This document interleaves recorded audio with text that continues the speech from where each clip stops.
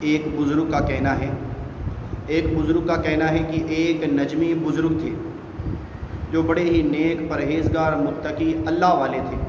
ہر وقت وہ اللہ کی عبادت کیا کرتے تھے، اور ان کی عبادت اور تقوی کا عالم یہ تھا کہ وہ ساری رات کعبے کا طواف کرتے۔ وہ مکہ کے اندر مقیم تھے، ساری رات وہ کعبے کا طواف کرتے، دن میں روزہ رکھتے، اللہ کی عبادت کرتے۔ ہر وقت وہ بزرگ اللہ تبارک و تعالیٰ کی عبادت میں مشغول رہتے۔ تو اس شخص کا کہنا ہے، اس بزرگ کا کہنا ہے جو اس واقعے کو بیان کر رہے ہیں، اس شخص کا یہ کہنا ہے کہ ایک وقت ایسا آیا کہ مجھے سفر پر روانہ ہونا تھا، مجھے سفر کے لیے جانا تھا، تو میرے پاس بہت زیادہ سونا تھا، بڑی تعداد میں میرے پاس سونا تھا، اور ایک گٹری میرے پاس سونے کی بھری ہوئی تھی۔ تو میں نے سوچا میں سفر کروں گا تو راستے میں ڈاکوؤں کا، چوروں کا بڑا ہی خطرہ رہتا تھا، تو میں نے سوچا کیوں نہ میں اپنا یہ سونا اس بزرگ کے پاس رکھ دوں امانت کے طور پر، پھر میں سفر کروں گا۔ تو اس شخص نے کہا کہ میں نے اپنا سارا سونا اس بزرگ کے پاس رکھ دیا، اس اللہ والے نیک بندے کے پاس رکھ دیا جو ساری رات کعبے کا طواف کیا کرتا تھا۔ اس کے پاس میں نے اپنے سونے کو رکھا اور میں سفر پر روانہ ہوا۔ میں ابھی سفر پر روانہ ہوا تو میں سفر کے درمیان میں ہی تھا، سفر میں تھا کہ وہ بزرگ جسے میں اپنا سونا دے کر آیا تھا، پیچھے اس کا انتقال ہو گیا، وہ اس دنیا سے چلا گیا، اللہ تبارک و تعالیٰ کو پیارا ہو گیا، وہ پردہ فرما گیا۔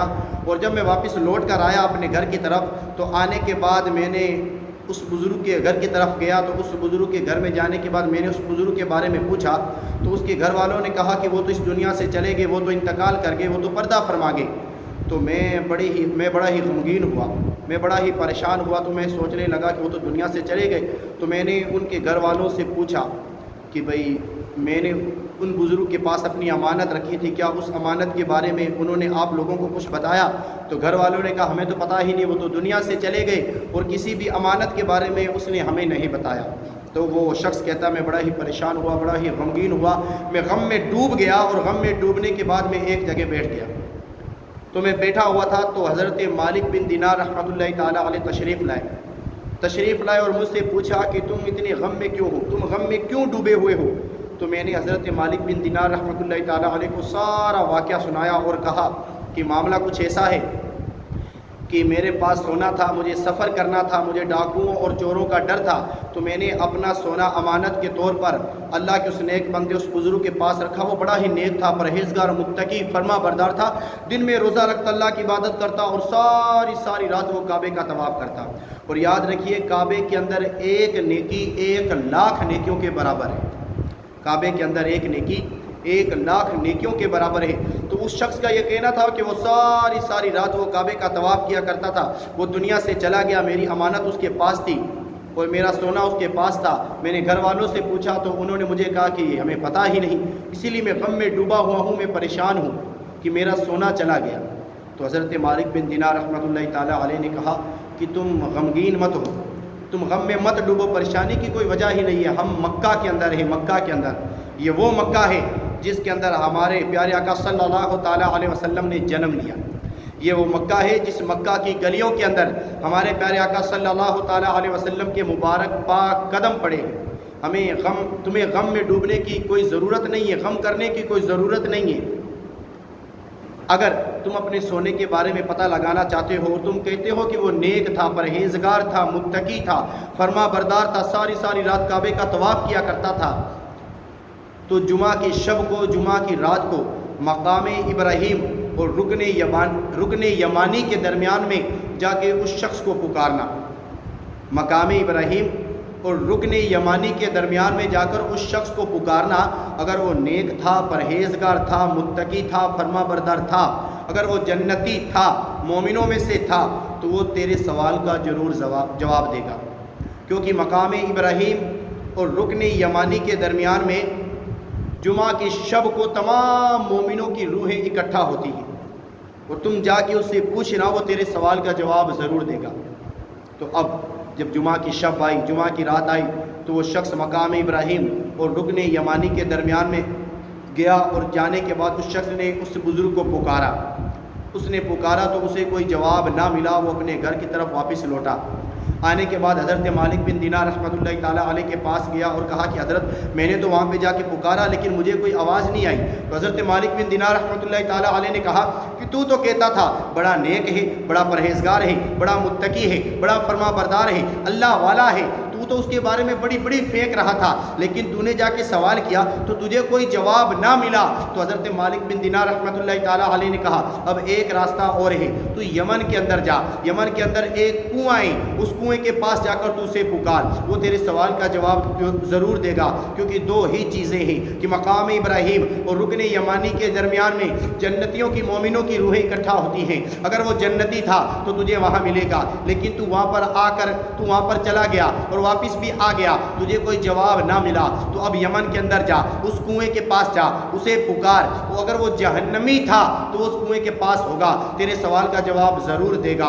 اس شخص نے یمن کی طرف سفر شروع کیا، وہ یمن کے اندر گیا، اس کنویں کے پاس گیا. جیسے ہی کنویں کے پاس جاتا ہے کیا دیکھتا ہے؟ چیخنے اور چلانے کی آوازیں آ رہی ہیں، رونے اور گڑ گڑانے کی آوازیں آ رہی ہیں. اس نے دیکھا کہ دو روحیں ابھی تازہ آئی تھی. اس نے جا کر ان میں سے ایک سے پوچھا کہ تم لوگ کون ہو؟ تمہارا یہ حال کیوں ہے؟ تمہارے اوپر یہ عذاب کیوں ہے؟ تم اس عذاب میں مبتلا کیوں ہو؟ تو ان میں سے ایک نے کہا کہ میں بادشاہ کا درباری تھا، میں بادشاہ کے دربار میں کام کیا کرتا تھا، بادشاہ مجھ سے جو بھی پوچھتا، بادشاہ اگر شریعت کے مطابق کوئی کام پوچھتا تو میں ہاں بھر دیا کرتا تھا، بادشاہ اگر شریعت کے خلاف کوئی چیز مجھ سے پوچھتا تو میں اس میں بھی اس کی حامی میں ہاں بھر دیا کرتا تھا.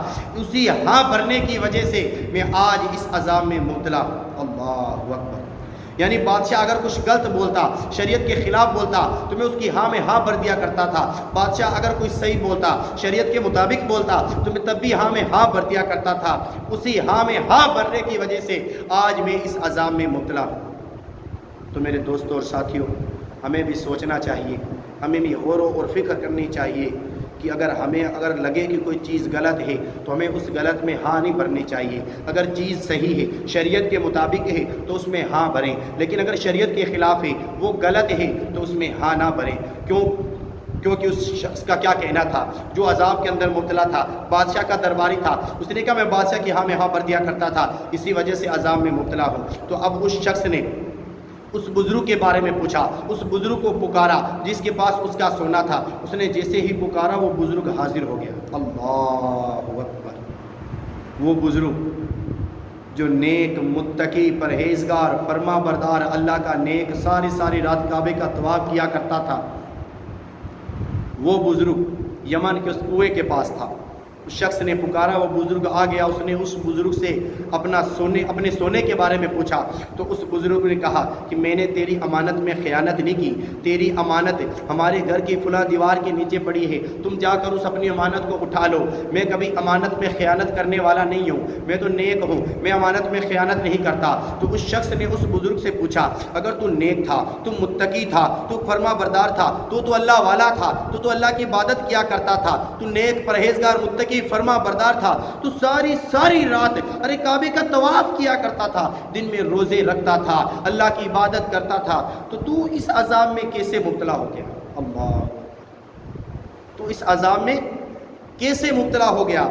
تو اس بزرگ نے اس شخص سے کہا قسم خدا کی تو جیسا ہی کہہ رہا ہے میں ویسا ہی تھا، میں نیک تھا، پرہیزگار تھا، متقی تھا، فرما بردار تھا، اللہ کا نیک بندہ تھا، دن میں روزے رکھتا تھا، اللہ کی عبادت کرتا تھا، ساری رات کعبے کا طواف کیا کرتا تھا. وہ کعبہ جس کے اندر ایک نیکی 1,00,000 نیکیوں کے برابر ہے، میری ساری عبادت تھی، میں اللہ کا نیک، پرہیزگار، متقی تھا، میں نے کوئی گناہ نہیں کیا، میں نے کوئی چوری نہیں کی، میں نے کوئی زنا نہیں کیا، میں نے کبھی امانت میں خیانت نہیں کی، میں نے کسی کو برا بھلا نہیں کہا، میں نے کوئی گناہ نہیں کیا، میں نے کوئی حرام کام نہیں کیا، کبھی حرام کا لقمہ اپنے پیٹ میں نہیں ڈالا، لیکن صرف ایک وجہ سے میں آج اس عذاب کے اندر مبتلا ہوں. اللہ. صرف ایک وجہ سے.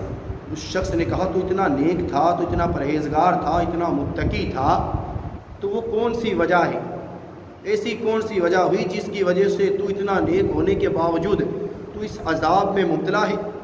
تو اس شخص نے کہا کہ وجہ میری بہن ہے. اللہ. وجہ میری ایک بہن ہے. تو اس شخص نے اس بزرگ سے کہا کہ مجھے پورا معاملہ بتاؤ، آخر تمہاری بہن نے ایسا کیا کیا؟ اس بزرگ نے کہا میری بہن نے کچھ نہیں کیا، جو کچھ کیا میں نے کیا۔ میری بہن نے کچھ نہیں کیا، میری ایک بہن تھی، میں نے اسے ٹھکرا دیا۔ میں کبھی اپنی بہن کے پاس اس کا حال چال پوچھنے کے لیے نہیں گیا، اس کی خدمت کے لیے نہیں گیا۔ میں نے اپنی بہن کے ساتھ کبھی بھی اچھا سلوک نہیں کیا، اپنی بہن کی خدمت کے لیے کبھی بھی میں نے پوری زندگی گزار دی، میں نے کبھی بھی اپنی بہن کا حال چال نہیں پوچھا، اس کے ساتھ حسن سلوک نہیں کیا۔ صرف اپنی بہن کے ساتھ حسن سلوک نہ کرنے کی بنا پر میں اس عذاب کے اندر آج مبتلا ہوں۔ اللہ اللہ، میں نے اپنی بہن کی خدمت نہیں کی۔ تو میرے دوستوں اور ساتھیوں سوچو کہ ہمارا کیا حال ہوگا کہ وہ اتنا نیک تھا، اتنا پرہیزگار تھا کہ سارا دن روزے رکھتا، اللہ کی عبادت کرتا، ساری رات کعبے کا طواف کرتا، وہ بھی ایسا کعبہ جس میں ایک نیکی 1,00,000 نیکیوں کے برابر ہے۔ تو وہ شخص، وہ بزرگ بھی آج جہنم کے گڈھوں میں گرا ہوا ہے، جہنم کے عذاب میں مبتلا ہے۔ تو وہ شخص عذاب میں مبتلا کیوں ہوا؟ کیا اس نے کچھ حرام کام کیا تھا؟ کیا اس نے چوری کی تھی؟ کیا اس نے زنا کیا تھا؟ کیا اس نے کبھی سود کھایا تھا؟ کیا اس نے کبھی بیاج کا کام کیا تھا؟ کیا ابھی اس نے چوری کی تھی؟ کیا کبھی اس نے کسی کو ناحق قتل کیا تھا؟ اس نے کوئی گناہ نہیں کیا تھا، اس نے صرف اپنی بہن کے ساتھ اس نے سلوک نہیں کیا، اپنی بہن کا حال چال پوچھنے کے لیے نہیں گیا، اپنی بہن کو تکلیف میں ڈال دیا اس نے۔ تو اس وجہ سے وہ عذاب کے اندر مبتلا، جہنم کے گڈھوں میں گر گیا، جہنم کی گہرائیوں میں چلا گیا۔ تو ہمارا کیا حال ہوگا؟ آج ہمارا حال تو یہ ہے کہ ہم اپنی میں آ کر ہم نے تو اپنوں کو بھی چھوڑ دیا۔ ہم کسی کے ساتھ حسن سلوک نہیں کرتے، ہم نے ایک دوسرے سے بولنا چالنا چھوڑ دیا، ایک دوسرے سے سلام کرنا چھوڑ دیا۔ ہاں، جو گستاخ رسول ہے، جو نبی کا گستاخ ہے، جو میرے نبی کی شان میں گستاخی کرتا ہے، اس کے ساتھ تو ہماری شروع سے ہی دشمنی تھی، آج بھی دشمنی ہے۔ لیکن جو مومن ہیں، مسلمان ہیں، یہ ان کے بارے میں کہا گیا، جو اللہ کے نیک اور ہمارے چاہنے والے مومن ہیں، یہ ان کے بارے میں کہا گیا۔ ہم نے تو ان سے بھی ناطہ توڑ دیا۔ یاد رکھیے، اگر کوئی شخص کسی شخص سے 3 دن تک ناراض رہتا ہے نا، 3 دن سے ناراض، اور 3 دن سے زیادہ اس سے بغض حسد کینہ رکھتا ہے، اس سے نفرت کرتا ہے، اس سے بول چال نہیں کرتا، تو اس بندے کی کوئی بھی عبادت قبول نہیں ہوتی۔ اب سوچیے کہ ہم ساری زندگی نمازیں پڑھتے رہتے ہیں، ساری زندگی روزے رکھتے رہتے ہیں، زکوٰۃ نکالتے رہتے ہیں، فرض حج کو ادا کرتے رہتے ہیں، اور جتنے بھی ہمارے اوپر فرائض ہیں سارے ادا کرتے رہتے ہیں۔ اس کے علاوہ ہم نفلیہ کام بھی کرتے رہتے ہیں، اللہ کی بارگاہ میں اپنے سر کو جھکا کر اللہ کی عبادت بھی کرتے رہتے ہیں۔ پتہ نہیں کتنے نیک کام ہم کرتے ہیں، پھر اسی لیے تو یہ ساری ہماری عبادت قبول نہیں ہوتی، اور پھر ہم روتے ہیں کہ ہمارے گھر کے اندر برکت نہیں ہے، ہمارا کاروبار صحیح نہیں چلتا، ہمیں ساری تکلیفوں نے، مصیبتوں نے ہمیں گھیر لیا۔ یہ کس وجہ سے ہوتا ہے؟ یہ اسی وجہ سے ہوتا ہے کہ ہم اپنے بھائی سے ناراض رہتے ہیں۔ 3 دن سے زیادہ کسی سے ناراض رہنا کوئی عبادت قبول نہیں ہوتی۔